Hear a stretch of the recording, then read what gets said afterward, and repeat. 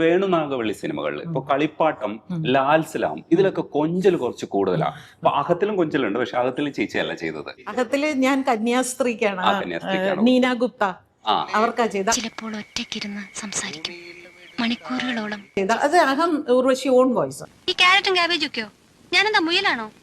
എനിക്ക് ഇഡലിയും ദോശയും ഓൺ വോയിസ്. അപ്പൊ ഇതിലൊക്കെ ആ കൊഞ്ചൽ ഭയങ്കര രസമായിരുന്നു. കളിപ്പാട്ടത്തിൽ കൊഞ്ചിയതുപോലെ വേറെ ഒന്നിലും കൊഞ്ചിട്ടില്ല എന്ന് തോന്നുന്നു.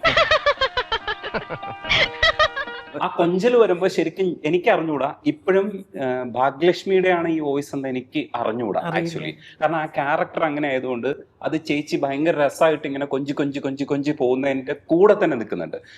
ഈ മനുഷ്യന്റെ ക്യാരക്ടേഴ്സ് ഒക്കെ കുറച്ചൊരു കൊഞ്ചൽ സ്വഭാവം ഉള്ളതാണ് വേണുനാഗവള്ളി സാറിന്റെ. അതെങ്ങനെയായിരുന്നു വേണുനാഗവള്ളി സാറിന്റെ? വേൺചേട്ടന്റെ സ്വാഗതം, സുഗമോ ദേവി ഇതൊക്കെ ഇങ്ങനെ ചെയ്യുന്ന സമയല്ലേ. അപ്പോൾ വേൺചേട്ടൻ എനിക്ക് തോന്നുന്നു ഉർവശി എന്ന് പറഞ്ഞ പൊടി എന്ന് മാത്രമേ അദ്ദേഹം വിളിക്കുള്ളൂ. അപ്പൊ ആ പൊടിമോളോടുള്ളൊരു ഭയങ്കര വാത്സല്യം വേൺചേട്ടനുണ്ട്. അപ്പം വേൺചേട്ടൻ മുളു എന്നാണ് വിളിക്കുന്നത്. അപ്പം എന്നെയും മോളെ എന്നാണ് വിളിക്കുക. അപ്പൊ ഡബിങ് തിയേറ്ററിൽ വരുമ്പോ തന്നെ എന്നോട് പറഞ്ഞ് അവള് ചെല്ലക്കുട്ടിയാണ് കേട്ടോ, അവളെ ഭയങ്കര കൊഞ്ചിച്ചാണ് അവളെ.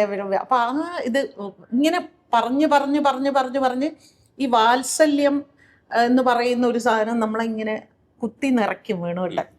അങ്ങനെ ചെയ്തതാണ് ആ ക്യാരക്ടർ. ലാൽ സലാം നോക്കൂ, ഫസ്റ്റ് ഹാഫില് ഉർവശി അല്ല, സെക്കൻഡ് ഹാഫില് അതും വേൺചേട്ടൻ തന്നെയാണ് ചെയ്യിക്കുന്നത്. ആ ഫസ്റ്റ് ഹാഫിലുള്ള അവളുടെ ചില കുസൃതികളും ഒക്കെ കാണിച്ചിട്ട് സെക്കൻഡ് ഹാഫിൽ ഒരു സഖാവിൻ്റെ ഭാര്യ ആയതിനു ശേഷം എൻ്റെ ആ ഉർവശി അല്ല സെക്കൻഡ് ഹാഫിൽ വരുന്നത്.